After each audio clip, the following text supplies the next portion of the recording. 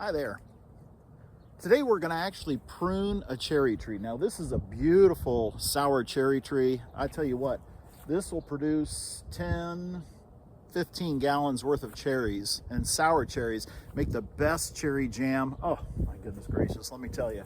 But what has happened is it's actually overgrown a little bit, and that actually hurts the cherry tree. If you let it just continue to grow like this, it'll actually start creating some dead zones and things like that. So what I want to do is try to control the growth of the cherry tree and really help it flourish even more.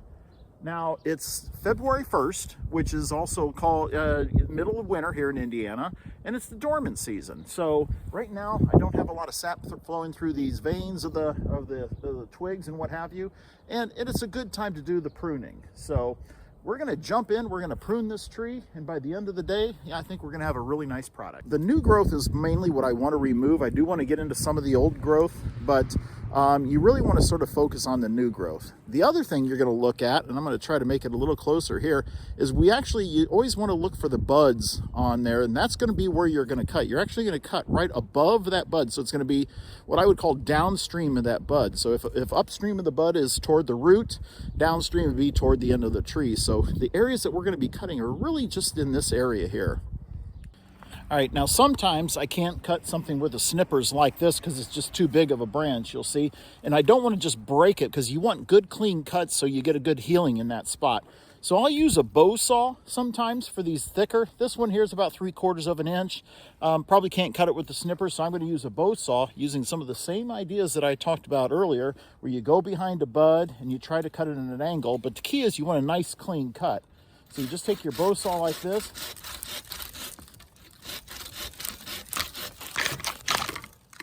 Get it into your camera like I did there, yeah.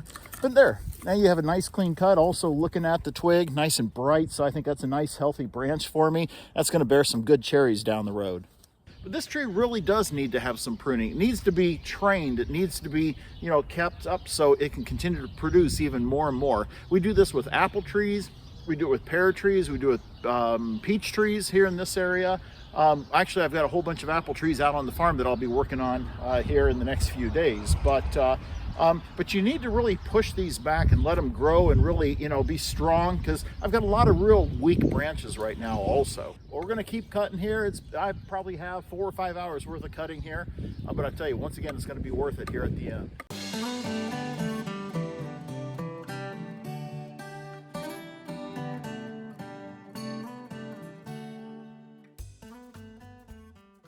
Here's another little hint when you're here trimming. You see all these little things that I call suckers? You may be tempted. Now I'm going to tell you, you may be tempted to just sort of start breaking them off like that because it's a lot quicker. But I'll tell you what, if you want to keep them, especially on a healthy branch like this, still would recommend cutting them, because you want that clean cut. You want that clean edge that allows it really to grow again. So you always want to try to cut these instead of break them off.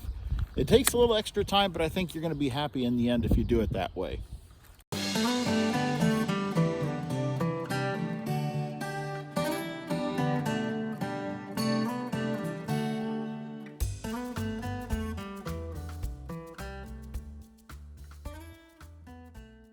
To my left, I've got a big pile of sticks.